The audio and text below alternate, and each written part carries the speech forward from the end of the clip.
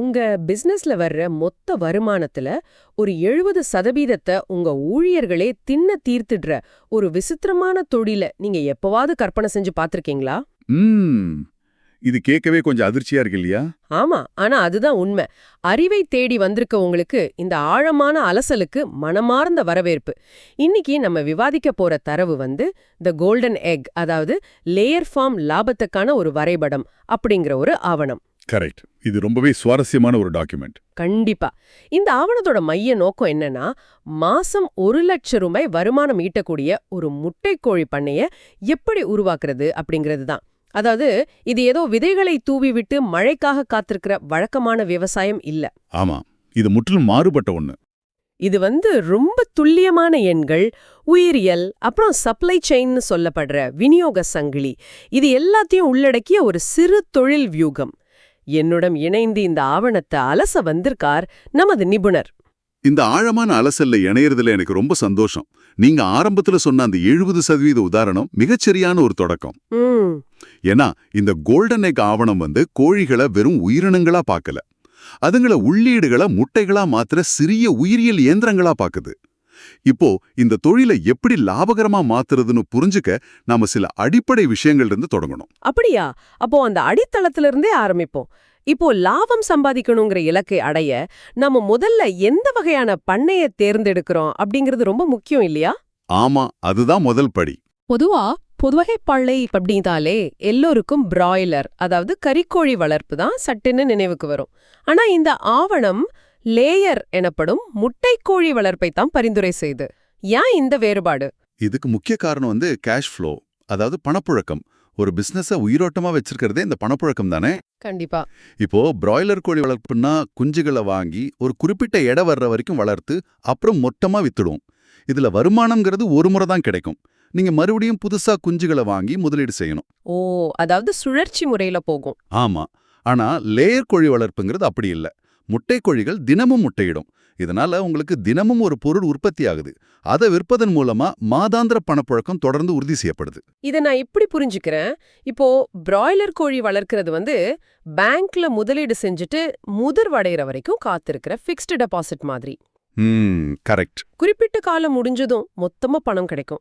ஆனா முட்டைக்கோழி வளர்ப்புங்கிறது ஒவ்வொரு மாசமும் தவறாம உங்க கைக்கு வர வீட்டு வாடகை மாதிரி. தினமும் முட்டை, மாதம் உறுதியான வருமானம். சரியா? மிக துல்லியமான ஒப்பீடு.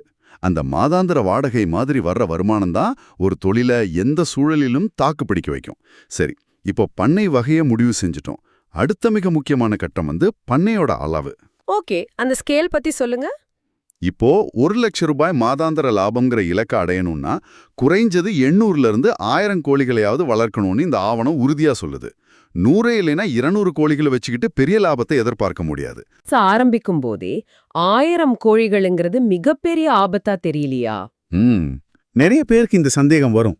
ஆமா, எதற்கு எடுத்த உடனே இவ்ளோ பெரிய முதலீடு? 100 கோழிகளை வளர்த்தா என்ன தப்பு? 100 கோழிகள்ல கிடைக்கிற லாபத்தோட எண்களை அப்படியே 10ஆ பெருக்குனா 1000 கோழிகளுக்கான லாபம் வரப்போகுது. முதல்ல 100 கோழிகளை வச்சு பயிற்சி எடுக்கலாமே. மேலோட்டமா பார்க்கும்போது உங்க கேள்வி ரொம்ப நியாயமா தோணும். ஆனா பொருளாதார அடிப்படையில எக்கனாமி ஆஃப் ஸ்கேல், அதாவது அளவு சிக்கன பொருளாதாரம்னு ஒரு தத்துவம் இருக்கு. உற்பத்தியோட அளவு அதிகரிக்கும் போதுதான் ஒரு பொருளுக்கான ஒட்டுமொத்த உற்பத்தி செலவு குறையும். ஓ, அந்த ஃபிக்ஸ்ட் காஸ்ட் பத்தி சொல்றீங்களா? ஆமா, கரெக்ட். இப்ப நீங்க 100 கோழிகளை வச்சிருந்தாலும் சரி, 1000 கோழிகளை வச்சிருந்தாலும் சரி, உங்க பண்ணைக்கு ஒரு காவலாளியோ அல்லது வேலையாளோ கண்டிப்பா தேவை. மின்சார செலவு, தண்ணீர் மோட்டார் செலவு, அப்புறம் உங்களோட சொந்த நேரம், உழைப்பு, இது எல்லாமே ரெண்டுக்கும் ஏறக்குறைய ஒண்ணுதான். புரியுது. இப்ப 100 கோழிகள்லேருந்து வர்ற வருமானம் இந்த அடிப்படை செலவுகளுக்கே சரியா போயிடும். உங்களோட உழைப்புக்கு எந்த மதிப்புமே இருக்காது. கணிசமான லாபத்தை பார்க்கணும்னா இதன் நிலையான செலவுகளை ஈடுகட்டக்கூடிய அளவுக்கு உற்பத்தி இருக்கணும். அதனால தான் அந்த 1000 கோழிகளுங்கிற அளவுகோல் அவசியமாகுது. ஓஹோ, இப்போ தெளிவா புரியுது. அதாவது ஒரு பெரிய பஸ்ஸை ஓட்டுறதுக்கும் ஒரு சின்ன காலை ஓட்டுறதுக்கும் டிரைவருக்கு கொடுக்கற சம்பளம் ஒண்ணுதான் இருக்கும்போது அதிக பயணிகளை ஏத்தக்கூடிய பஸ்ஸை இயக்கறதான் லாபகரம்னு சொல்றீங்க. ரொம்ப சரியான உதாரணம். சரி, ஆனா 1000 கோழிகள்னா ஒருவேளை திடீர்னு ஒரு நோய் தொற்று வந்தா மொத்த முதலீடும் காணாம போயிடுமேங்கிற பயம் இருக்குமே. அது ஒரு முக்கியமான பாயிண்ட். அதற்காகத்தான் இந்த ஆவணம் ஒரு சிறப்பான growth strategy, அதாவது வளர்ச்சி திட்டத்தை முன்வைக்குது. நீங்க முதல் நாள்லயே 1000 கோழிகளை வாங்க வேண்டியதில்ல. அப்படியா? அப்புறம் எப்படி ஆரம்பிக்கிறது? முதல்ல கட்டமைப்பு வசதிகளை 1000 கோழிகளுக்காக உருவாக்குங்க. ஆனா 200 கோழிகள்ல தொடங்குங்க. முதல் 2 மாசங்கள்ல கோழிகளோட உயிரியல் பழக்கவழக்கங்கள், நோய் மேலாண்மை, உங்க உள்ளூர் சந்தையோட தேவை, இது எல்லாத்தையும் நல்லா புரிஞ்சுக்கோங்க. ஓ, ஒரு ட்ரையல் பீரியட் மாதிரி. ஆமா. அப்புறம் 3ஆம் மாசத்துல எண்ணிக்கையை 500ஆ உயர்த்துங்க. 6ஆம் மாசத்துல 1000 கோழிகள்ங்கிற முழு இலக்க அடையுங்க. இதுதான் ரொம்ப பாதுகாப்பான வழி. இது ரொம்பவும் நடைமுறைக்கு உகந்த யோசனையா இருக்கு. கட்டமைப்பு பெருசா இருக்கணும், ஆனா உயிரினங்களோட எண்ணிக்கை படிப்படி அதிகரிக்கணும். சரி, இப்போ கட்டமைப்பு பத்தி பேசிட்டோம். அந்த 1000 கோழிகள் எங்க, எப்படி தங்க போகுது? இவ சாதாரண நாட்டுக்கோழிகளா இல்ல வேற ஏதாவது சிறப்பு ரகங்களா? நாம முட்டை உற்பத்தியை மட்டுமே குறிக்கோளா வச்சிருக்கிறதால அதற்கென்றே மரபணு ரீதியா உருவாக்கப்பட்ட கோழிகளைத்தான் தேர்ந்தெடுக்கணும். நமது ஆவணத்தின்படி PV380, ஒயிட் லெக்ஹார்ன், அப்புறம் கிராமப்பிரியா ஆகிய ரகங்கள் ரொம்ப சிறந்தது. ஓகே. இந்த ரகங்களை சேர்ந்த ஒரு கோழி மாசம் 20லிருந்து 25 முட்டைகள் வரை இடுற திறன் கொண்டது. ஒரு மாசத்துல 25 முட்டைகளா? நிஜமாவா? சாதாரண நாட்டுக்கோழிகள் வருஷத்துக்கே 60 இல்லனா 70 முட்டைகள் தானே இடும். இந்த PV380 மாதிரி ரகங்கள் மட்டும் எப்படி இயந்திரம் மாதிரி இவ்ளோ முட்டைகளை இடுது? இதுக்கு பின்னால இருக்கிற உயிரியல் என்ன? இது ஒரு அருமையான கேள்வி. தலைமுறையா அதிக முட்டையிடுற திறன் கொண்ட கோழிகளை மட்டுமே தேர்ந்தெடுத்து செலக்டிவ் பிரீடிங் செஞ்சதோட விளைவுதான் இது. ஓ, பரிணாம வளர்ச்சிய நாமளே துரிதப்படுத்திருக்கோம். ஆமா. மேலும் ஒரு பிராய்லர் கோழியோட உடல் தான் சாப்பிடுற உணவை தசை வளர்ச்சியா, அதாவது கரியா மாத்திரப்படி வடிவமைக்கப்பட்டிருக்கு. ஆனா ஒரு லேயர் கோழியோட மெட்டபாலிசம் முற்றிலும் மாறுபட்டது. அப்ப அது உணவை எப்படி மாத்துது? அது சாப்பிடுற உணவுல இருக்கிற புரதம் மற்றும் கால்சியத்தை நேரடியாக முட்டையாகவும் முட்டை ஓடாகவும் மாற்ற திறனை கொண்டிருக்கு. அதனால தான் இவை அதிக முட்டையிடுது. அபாரமான தகவல். அப்போ அவை உணவை முட்டையா மாத்துற தொழிற்சாலைகள்னே சொல்லலாம். சரி, இந்த 1000 கோழிகளை தங்க வைக்க எவ்வளவு இடம் தேவைப்படும்? ஒரு கோழிக்கு சராசரியா 1.5லிருந்து 2 சதுரடி இடம் தேவைப்படுது. எனவே 1000 கோழிகள்னா உங்களுக்கு குறைஞ்சது 2000 சதுரடி இடம் அவசியம்.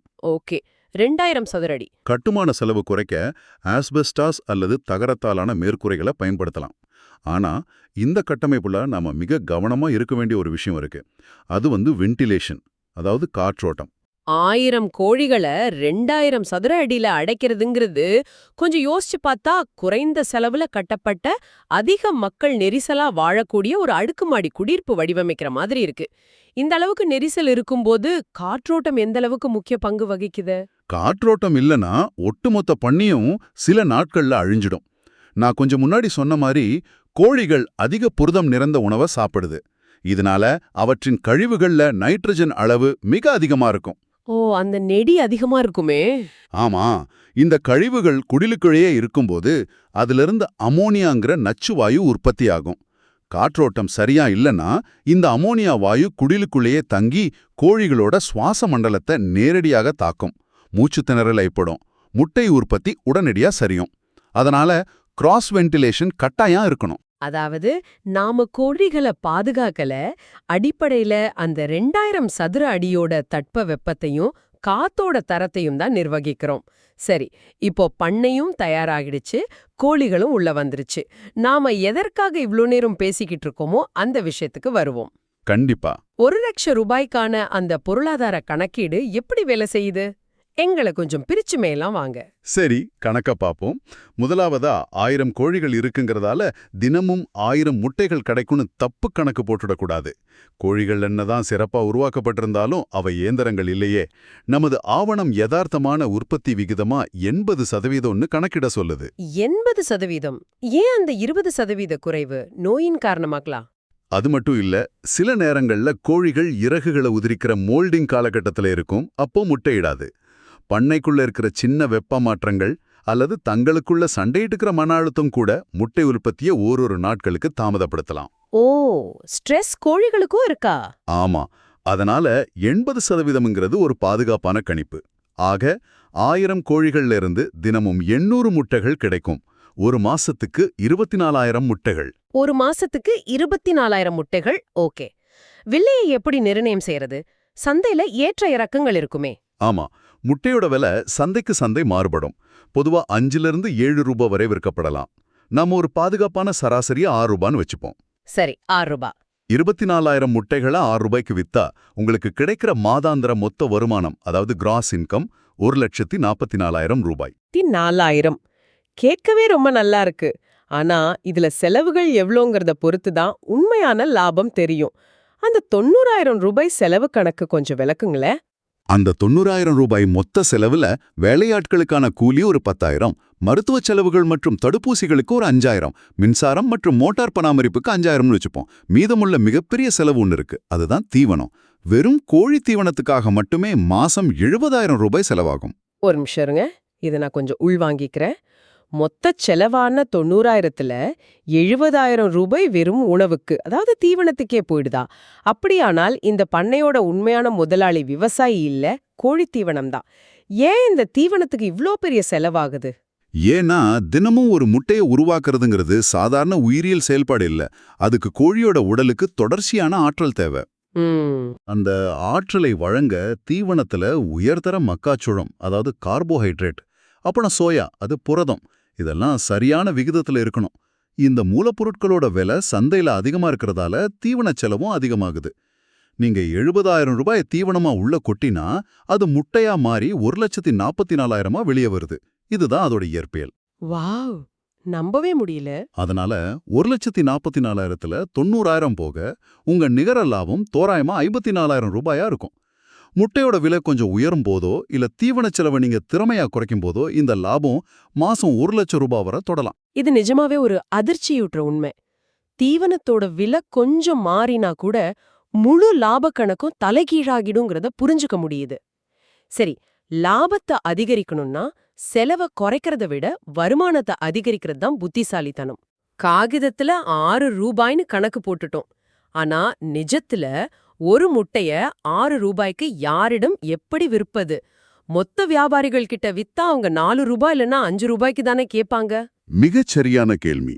இங்குதான் ஒரு தொழில் முனைவோரா உங்களோட சேல்ஸ் ஸ்ட்ராட்டஜி தேவைப்படுது. இந்த ஆவணம் மிக தெளிவா வலியுறுத்துற ஒரு விஷயம் என்னன்னா, இடைத்தரகர்களை முழுமையா தவிர்க்கணும் அப்படிங்கிறது தான். அதாவது மிடில்மேன் இருக்கக்கூடாது. ஆமா, நீங்க மொத்த வியாபாரிகள் கிட்ட வித்தா அவங்க உங்க லாபத்தை உறிஞ்சிடுவாங்க. அப்படியானால் எப்படி நேரடியாக விற்பது? வீடு வீடா போய் முட்டை விற்க முடியுமா? இல்ல, வீடு வீடா போக வேண்டியதில்ல. நாம B2B, அதாவது பிசினஸ் டு பிசினஸ் மாடலை கையில் எடுக்கணும். உள்ளூர் டீ கடைகள், பேக்கரிகள், உணவகங்கள், அப்புறம் மளிகை கடைகளை நீங்க நேரடியாக அணுகணும். ஓ, கடைகளுக்கு நாமளே சப்ளை பண்றதா? நாம ஒரு சாதாரண டீ கடைக்கு தினமும் ஆம்லெட் போடவோ அல்லது வேக வச்ச முட்டை விற்கவோ கணிசமான முட்டைகள் தேவைப்படும். அவங்க மொத்த வியாபாரிகிட்ட இருந்து முட்டையை வாங்குறதை விட உங்க பண்ணையிலிருந்து நேரா வாங்கினா அவங்களுக்கு என்ன லாபம்னு நீங்க விளக்கணும். அப்படி அவங்களுக்கு என்ன லாபம் இருக்கும்? தரமும் நம்பகத்தன்மையும். பண்ணையிலிருந்து அன்னைக்கு காலையே நேரடியா முட்டைகள் வரதால அது ரொம்ப ஃப்ரெஷ்ஷா இருக்கும். உடையிற முட்டைகளோட அளவு குறையும். மேலும் தினசரி காலை சரியா 6 மணிக்கு நீங்க டெலிவரி செஞ்சிடுவீங்கிற நம்பிக்கையை உருவாக்குனா அவங்க மொத்த வியாபாரியை தவிர்த்துட்டு உங்ககிட்ட வாங்குவாங்க. சூப்பர் உத்தி. இப்படி ஒரு டெலிவரி ரூட்டை நீங்க அமைச்சுக்கிட்டா 6 ரூபாய்ங்கிற விலையை எளிதா பெறலாம். அருமையான ஸ்ட்ராட்டஜி. இது வாடிக்கையாளரோட ஒரு நேரடி தொடர்பை உருவாக்குது. சரி, முட்டைய வித்துட்டோம். ஒருவேளை செலவுகள் அதிகரித்து லாபம் குறையற காலகட்டங்கள்ல வேற ஏதேனும் உபரி வருமான வாய்ப்புகள் இந்த மாடல்ல இருக்கா? இங்கதான் இந்த தொழிலோட இன்னொரு சுவாரஸ்யமான முகம் வெளிப்படுது. கோழி பண்ணை அப்படிங்கிறது கழிவுகளே இல்லாத, அதாவது ஒரு ஜீரோ வேஸ்ட் பிசினஸ் மாடல். கழிவுகளே இல்லையா? எப்படி? முட்டை கோழிகள் தினமும் இடுற எச்சம், அதாவது கோழி எருங்கிறது மிகச் சிறந்த இயற்கை உரம். அதுல நைட்ரஜன் மற்றும் பாஸ்பரஸ் மிக அதிகம். விவசாயிகள் கிட்ட இந்த கோழி எருவை நேரடியாக விற்பதன் மூலமா மாசம் 5,000லிருந்து 10,000 வரை கூடுதல் வருமானம் ஈட்ட முடியும். அது மட்டும் இல்ல, சுமார் 1.5 வருஷத்துக்கு பிறகு கோழிகளோட முட்டையிடுற திறன் குறைய தொடங்கும். அப்போ அந்த முதிர்ந்த கோழிகளை ஸ்பென்ட் ஹென்ஸ்னு சொல்லுவாங்க. அதை கறிக்காக வித்துடலாம். அதுலயும் பலாயிரங்கள் கிடைக்கும். அடடா, கோழியோட கழிவு கூட பண்ணையோட மின்சார பில்லையும் மற்ற சிறு செலவுகளையும் கட்டிடுது. முட்டை வருமானம், எரு வருமானம், கடைசியா கோழியை விற்பதன் மூலம் கிடைக்கிற வருமானம்னு 3 வழிகள்ல பணம் வருது. ஆமா, 3 விதமான இன்கம். ஆனா இந்த எக்ஸெல் ஷீட் கணக்குகள்லாம் நிஜத்துல இவ்ளோ சுலபமா நடந்துடுமா? ஒரு பிசினஸ்னா அதுல நிச்சயம் ஆபத்துகள் இருக்குமே, அதையும் நாம அலசணுமே. கட்டாயம் அலசணும். இது ஏதோ முதலீடு செஞ்சுட்டு தூங்குற தொழில் இல்ல. தினசரி பல மணி நேர உழைப்பை கோரும் பிசினஸ். மிகப்பெரிய ஆபத்து என்னன்னா பயோசெக்யூரிட்டி, அதாவது நோய் தொற்று. ஓ, பறவை காய்ச்சல் மாதிரி விஷயங்களா? ஆமா, ஒரு கோழிக்கு நோய் வந்தாலும் அது ஒரே நாள்ல ஒட்டுமொத்த பண்ணைக்கும் பரவிடுற அபாயம் இருக்கு. இதனால தான் தடுப்பூசி அட்டவணைய மிக தீவிரமா பின்பற்றணும். உங்க பண்ணைக்குள்ள வெளியாட்களை அனுமதிக்கிறத தவிர்க்கணும். வேற என்ன ரிஸ்க் இருக்கு? அடுத்தபடியா நம்ம முன்பே பேசின தீவன விலையேற்றம். தீவன மூலப்பொருட்களோட விலை உலகளாவிய சந்தையை பொறுத்து மாறுபடும். இந்த சவால்கள் எல்லாம் தாண்டி லாபத்தை இன்னும் பல மடங்கா அதிகரிக்க இந்த ஆவணம் வேற ஏதேனும் ப்ரோ ஸ்ட்ராட்டஜிஸ் வச்சிருக்கா? ஆம், 2 முக்கியமான உத்திகள் இருக்கு. ஒன்னு பிராண்டிங். சாதாரண முட்டைகளோட போட்டியிடுறதுக்கு பதிலா உங்க முட்டைகளை உள்ளூர் பண்ணை முட்டை, லோக்கல் ஃபார்ம் ஃப்ரெஷ் பிராண்ட் செஞ்சு விற்கலாம். மக்கள் அதுக்கு அதிக விலை கொடுப்பாங்களா? கண்டிப்பா. மக்கள் எப்போதுமே உள்ளூர்ல கண்முன்னே உற்பத்தியாகிற தூய்மையான உணவுக்கு கொஞ்சம் கூடுதல் விலை கொடுக்க தயாரா இருக்காங்க. 2வது உத்தி ஒருங்கிணைந்த பண்ணை முறை, அதாவது இன்டகிரேட்டட் ஃபார்மிங். அது எப்படி வேலை செய்யும்? அதாவது கோழி வளர்ப்போடு சேர்த்து மீன் வளர்க்கிறது. கோழி கழிவுகளை நேரடியாக மீன் குட்டையில இடுவதன் மூலமா குட்டையில தாவர பிளாங்டன்கள் வளரும். இது மீன்களுக்கு சிறந்த உணவாகும். இதனால உங்க மீன் பண்ணைக்கான தீவன செலவு பெருமளவு குறையும். ஒரு தொழிலோட கழிவு இன்னொரு தொழிலோட மூலதனமா மாறுது. வாவ்! கோழி எரு மீனுக்கு உணவு, மீன் மூலம் தனி வருமானம். எவ்வளவு ஒரு சுழற்சியான இயற்கையோட இணைந்த திட்டம் இது. சரி, இன்றைய இந்த ஆழமான அலசலோட இறுதி பகுதிக்கு நம்ம வந்துட்டோம். ஆவணத்துல இருக்கிற அத்தனை தகவல்களையும் பிழிஞ்சு எடுத்துட்டோம்னு நினைக்கிறேன். ஆமா, எல்லா முக்கியமான பாயிண்ட்ஸையும் கவர் பண்ணிட்டோம். சுருக்கமா பார்த்தா, முட்டைக்கோழி பண்ணை மூலம் மாசம் 1 லட்சம் ரூபாய் வருமானங்கிறது கண்டிப்பா சாத்தியமே. ஆனா அது வானத்திலிருந்து தானா கொட்டாது. அதுக்கு 3 தூண்கள் அவசியம். 1, சரியான அளவுகோல், அதாவது 1000 கோழிகளை படிப்படியா வளர்க்கறது. கரெக்ட். 2, பண்ணையோட மொத்த செலவுல 70% இருக்கிற தீவன செலவையும் நோய் தொற்றையும் மிக கவனமாக கையாள்றது.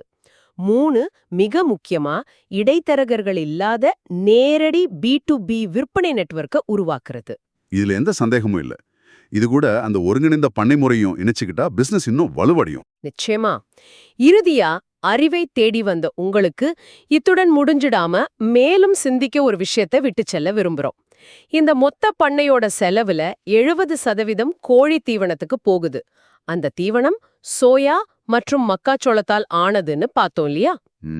ஒருவேளை உலகத்தோட ஏதோ ஒரு மூலையில நடக்கிற போர் அல்லது சர்வதேச பருவநிலை மாற்றத்தால இந்த தானியங்களோட விலை திடீர்னு 2 மடங்கா உயர்ந்தா உங்க ஊர்ல இருக்கிற ஒரு சின்ன கோழி பண்ணையோட லாபம் ஒட்டுமொத்தமா சரிஞ்சிடும். நமது உள்ளூர் உணவு விநியோக சங்கிலி எந்த அளவுக்கு உலகளாவிய பூகோள அரசியலையும் பொருளாதாரத்தையும் சார்ந்து இருக்கு அப்படிங்கறத பத்தி நீங்க தனியா சிந்திச்சு பாருங்க. ஒரு சாதாரண முட்டைக்கும் உலக அரசியலுக்கும் இருக்கிற தொடர்பு ஆச்சரியமா இருக்குல்ல? மீண்டும் அடுத்த ஆழமான அலசலில் சந்திப்போம்.